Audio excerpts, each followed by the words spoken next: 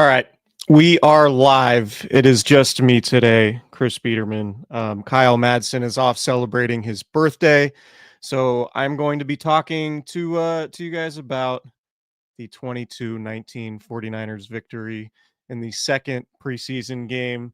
Jake Moody hits from 59 yards to win the game as time expires. A big celebration. He goes 5 of 6 on the day, and it just seems like it's going to be a roller coaster with our guy Jake Moody. The 53-yarder that he missed earlier in the game, what was bad from the jump, he definitely pulled it left, and then he went on to make 4 straight. So he finished 5 of 6. Absolutely crushed that 59-yarder. I don't know that this is a career highlight for Jake Moody. I think if you asked him, he probably would downplay it and say this is absolutely not a career highlight. It's a preseason game, but it kind of felt like a career highlight, and it kind of felt like he needed a game like that in the preseason. And look, I'm one of the biggest haters of preseason there is. I just think it's mostly useless. But I actually think if Jake Moody goes on to have a good season, I actually think you'll be able to trace it back to the preseason and this game and be like, yeah, that was a turning point. I don't know. Maybe I'm overselling it.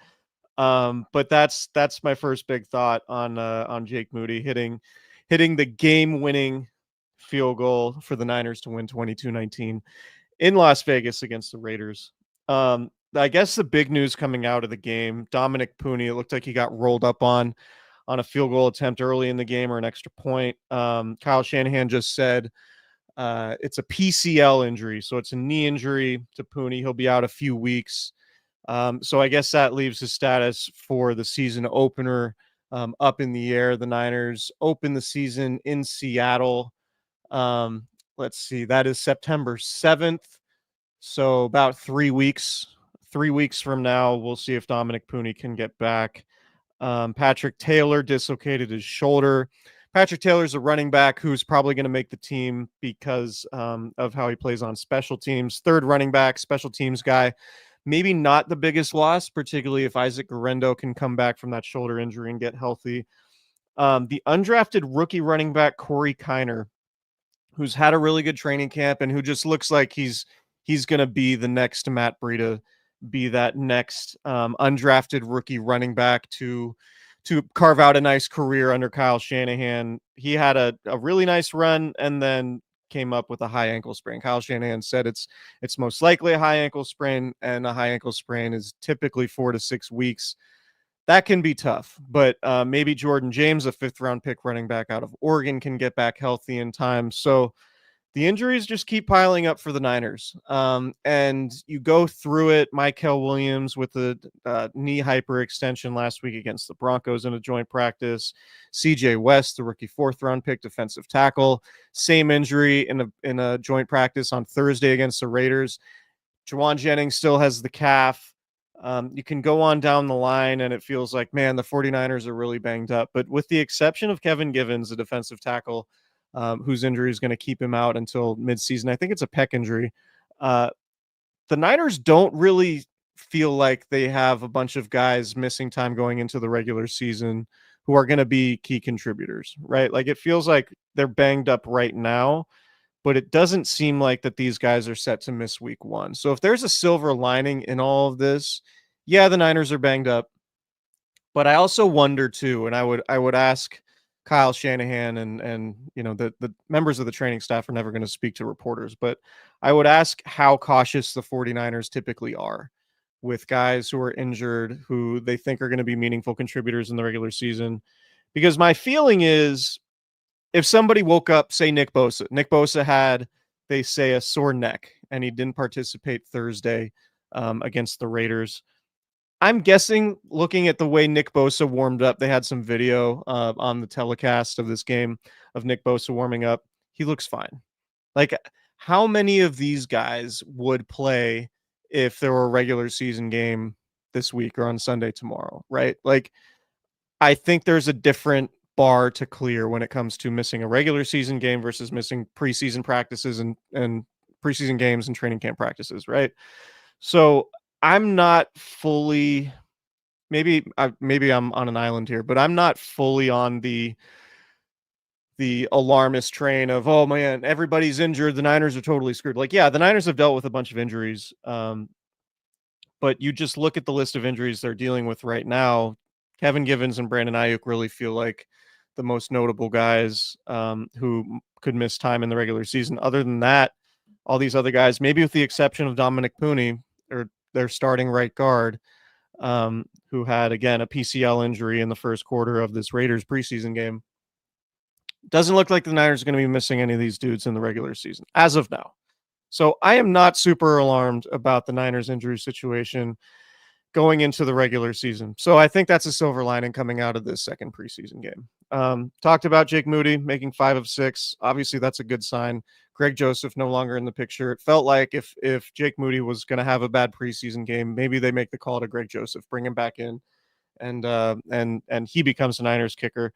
But for now, it looks like it's Jake Moody's job. Kyle and I talked about, and Kyle's away celebrating his birthday this weekend, so we will allow him that in the middle of preseason. That's fine. Kyle's celebrating his, I don't know, 17th birthday or something like that. We talked about players that we were watching in this game in our preview podcast, and the guys, I mean, pretty standard list. A lot of rookies, a lot of young guys. I want to start with Nick Martin, linebacker, 3rd round pick out of Oklahoma State. Obviously had a very, very bad game. It felt like in preseason week 1 against Denver, just looked lost, missed a bunch of tackles, wasn't aggressive, didn't look sure of himself. Looked better, like substantially better against the Raiders, and looked much more confident, and just looked like, okay, this, you see what they're working with here. And my takeaway after the preseason game was like, man, if he doesn't get better than that, like, is this going to be a dude that is even active on your 46-man roster? Today he looked like somebody like, okay, like this guy could help you on special teams, and in a pinch he could play linebacker if he's surrounded by the rest of the starters. Like, he looked like a playable player, which is a significant step up. And if you're optimistic, you say, man, if he can just continue riding this trajectory, maybe he can turn into a starter at some point over the next 12 months. Or if there's an injury some point later in the season, maybe he can replace, one of the starters and be in there. I thought Tatum Bethune, I believe he was a 7th round pick last year. He's above Martin right now on the depth chart. He looks like a pretty serviceable player. I'm in on Tatum Bethune. But Martin had some open field tackles. He had the sack on a blitz. He was basically, it seemed like a really nice play dialed up by defensive coordinator Robert Saleh, just allowing Martin a free lane to the quarterback. But Martin did a good job. He had one missed tackle in the flat. I think he overran a play, and I think that's going to happen with him. That's just kind of, and the Niners tend to like those types of linebackers that tend to overrun plays. Like, it's been an issue with D Winters. It was an issue with Quan Alexander back in 2019. Like, they will take the speed and the ability to hit, even if it comes with guys overrunning plays. So that's Nick Martin, I think, is getting better. I think today was a sign or a step in the right direction for him in his development. I don't know if I can be as optimistic about Alfred Collins, the 2nd round pick defensive tackle out of Texas. There was one play, and they highlighted it on the broadcast. He was double teamed on a running play and basically just pushed 10 yards downfield. And I know it's tough, you're double teamed, those types of things, but like, you have to anchor, you have to at least be able to hold your ground even against a double team, like not be pushed into linebackers and into, a safety. That's just that's how you play yourself off the field. Again, I am not calling Alfred Collins a bust. I'm not saying he can't get better, because I feel like we were awfully hard on Nick Martin last week. He showed signs of improvement this week for sure. Alfred Collins missed the entire offseason program with a calf injury, was participating in training camp, really his first football since playing at Texas last year. And it's been kind of a rough go, but I'm not out on him as a contributor just yet. I just don't think he's going to be a meaningful contributor anytime soon. I feel like Kalia Davis is better than him right now. I feel like CJ West is better than him right now. You can go on down the line. Kevin Givens, when he's healthy, will probably be above him. Bruce Hector, Big old number 60. He's played in the league for a while. Maybe the 49ers trust him more. Evan Anderson, they might trust him more. Alfred Collins certainly has a higher ceiling than a lot of these guys as a second-round pick, but I just don't know how playable he is right now if the regular season started tomorrow. I don't know. I'm not seeing enough from him. He's just being moved around too easily. His pad level's too high. So I'm not calling him a bust. I'm not out on him overall. I just think we might be early in the process of his development, and it might take longer than initially expected. And look, maybe it's something like, when the Niners drafted Aaron Banks, the guard out of Notre Dame, whenever it was, 2021. He didn't play his rookie season. I could be wrong on the year he was drafted. That's just me trying to go off the top of my head. But he didn't play at all his rookie season. It's like, man, they drafted a guard in the second round and he can't start. Started his second season and then turned into a pretty good player. Aaron Banks, I think the Packers overpaid him. But anyway, the point being, it might be that Alfred Collins is just somebody that we don't look at as a key contributor until 2026, which isn't ideally what you want, but I kind of think that's where this thing's headed. So we'll see. He's not looking like somebody that you really feel great about being a key part of your defensive line right now. And again, it's August 16th. So just pointing that out. Ricky Pearsall. I thought Pearsall looked really good. And, he had what? Ricky Pearsall had 3 catches on 4 targets for 42 yards. He caught the first 2 balls. There was a long third down conversion there. I think it was 18 yards on the first drive. Coming into the game, I said Ricky Pearsall's looked really good in training camp. I went and watched him practice in his first practice coming off the hamstring injury in early August. There were no pads on in that practice, so obviously take it for what it is. But I wanted to see, can Ricky Pearsall look like a number 1 receiver in a game situation? And I thought today that he did. And I'm very, very optimistic about what Ricky Pearsall could be as long as he stays healthy. I think he looks like somebody poised to make that big leap from year 1 to year 2. Obviously, year 1 had all these crazy extenuating circumstances. He looks healthy. He's the exact type of receiver that Kyle Shanahan wants. I think he's got a lot of Brandon Ayuk to his game, just in terms of his ability to beat man coverage. I think he's going to be running a lot of those crossing routes in the middle of the field that we saw Brandon Ayuk excel in 2023. I just think there's going to be a lot of that to Ricky Pearsall's game, and I'm really interested to see what it looks like if you can get Ricky Pearsall on the field playing with Brandon Ayuk whenever Brandon Ayuk can get healthy at some point. I don't know, October, November, whenever that's going to be. And what does that look like with Juwan Jennings? Obviously, Juwan Jennings, calf injury, contract situation. What's that look like? That's a big question mark, but there's a world where Brandon Ayuk comes back, Ricky Pearsall takes a substantial leap, Juwan Jennings continues to play at the level we've seen from Jennings the last couple of years. If that happens, which is obviously a pretty big if at this point because Jennings is hurt and Ayuk's coming back from a really substantial knee injury, but if that happens, the Niners have a pretty good top 3 at receiver.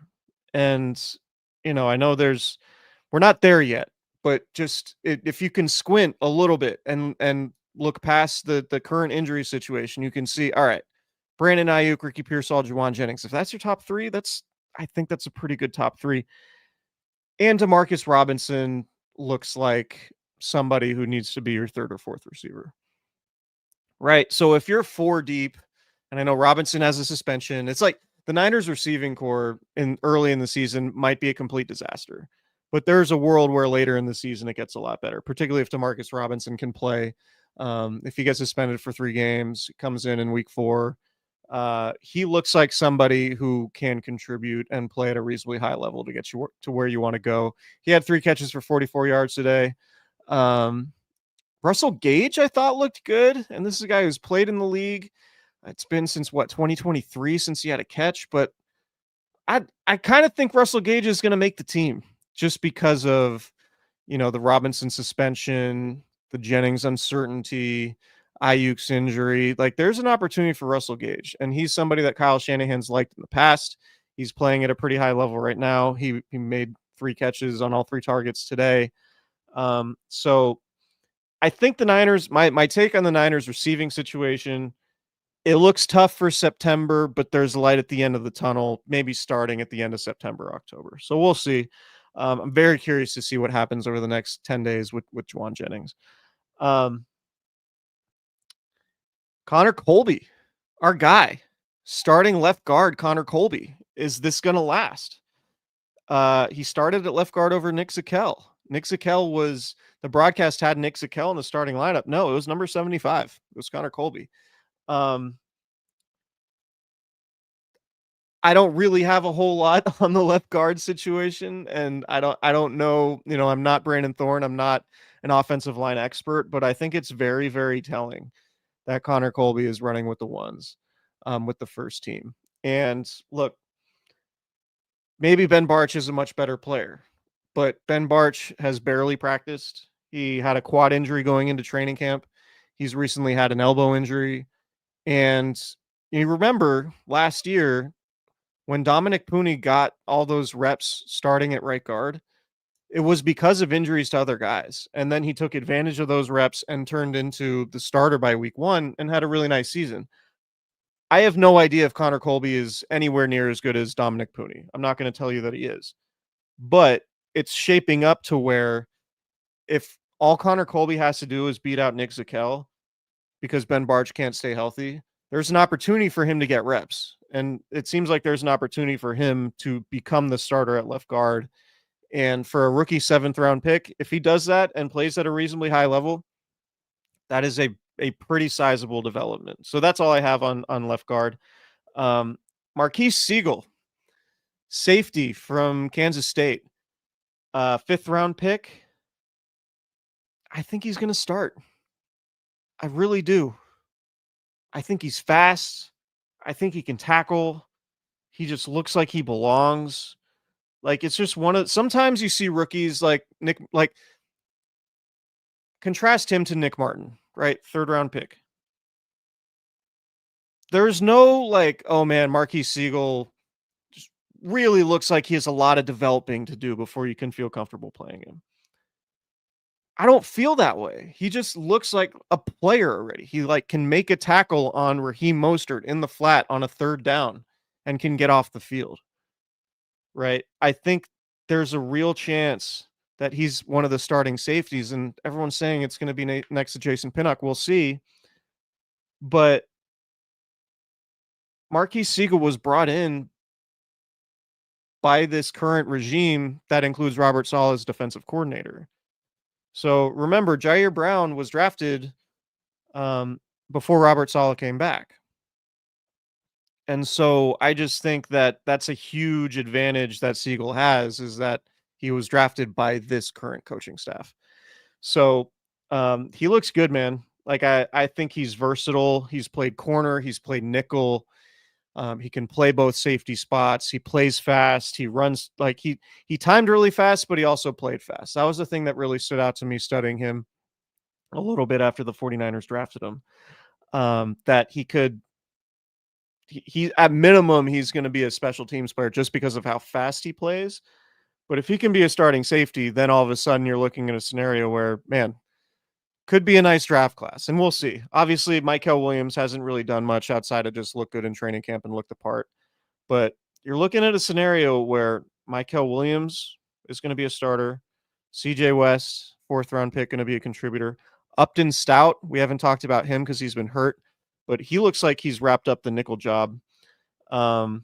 And I know Chase Lucas has been playing really well the next 2 weeks. Every year it feels like there's one guy that everybody overreacts to in the preseason because they play well in preseason games. And then that player ends up on the practice squad, and it's like everyone's stunned when roster cuts are made that this guy didn't make the team. I kind of think we might be headed there with Chase Lucas. The Niners typically keep one nickel and then maybe one safety who can also play nickel. I mean, maybe Chase Lucas makes it. If Chase Lucas is a core special teams guy and plays nickel, and maybe Upton Stout struggles to stay healthy, then maybe it makes sense to keep Chase Lucas on the roster.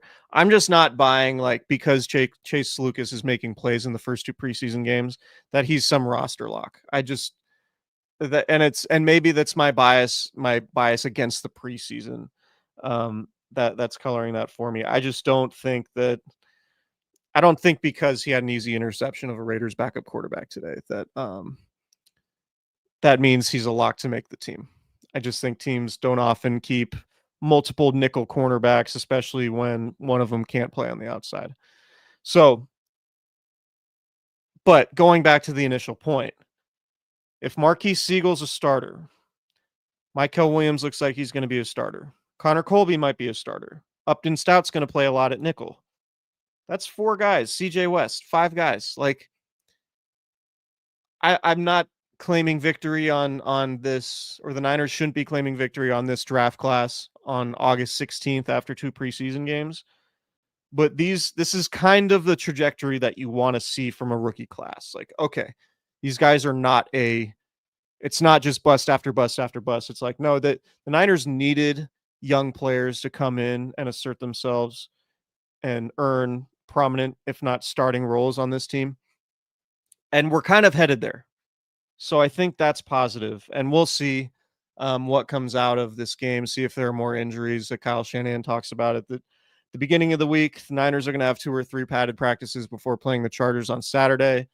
The Chargers have been really banged up with injuries. We'll see what that looks like. Man, Trey Lance. Niners getting Trey Lance in a preseason game. That should be fun. We'll talk about that afterwards. But yeah, that's all I really have. Just going to do a quick live stream. Obviously, Kyle's not with me, so we're going to try to get another podcast up earlier in the week. Would love to hear his thoughts on it. But yeah, subscribe, rate, and review. Appreciate you guys checking us out on the YouTube channel. Make sure you go to Cooperage. Shout out to Cooperage. They recently released their latest batch of the Candlestick Chronicles Hazy IPA. It is absolutely delicious, of course. If you've had Cooperage, you know. Shout out to Lamb Chops. I'm wearing my Lamb Chops shirt, wearing my Cooperage hat. Prize Picks, run your game. I'm football season coming up. You're going to have all sorts of opportunities with some really fun plays over at Prize Picks. Use the promo code Candlestick after you download the app on your smartphone. All of those things. We'll talk to you guys again later in the week. We'll talk about the Dominic Pooney injury and what that can mean once we have a little bit more clarity on that. I don't think the Patrick Taylor and Corey Kiner injuries are really all that devastating for the Niners unless Isaac Guerrero can't come back from that shoulder injury. And obviously Jordan James dealing with the finger.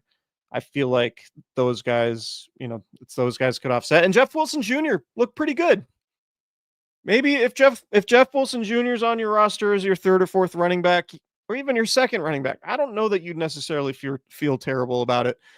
The Niners season hinges on Christian McCaffrey's health in a major way. So I don't know that it necessarily matters who's behind McCaffrey if he's not healthy. So we'll see. We'll have more clarity on that situation later in the week. But for now, the Niners win 22-19. Jake Moody, man.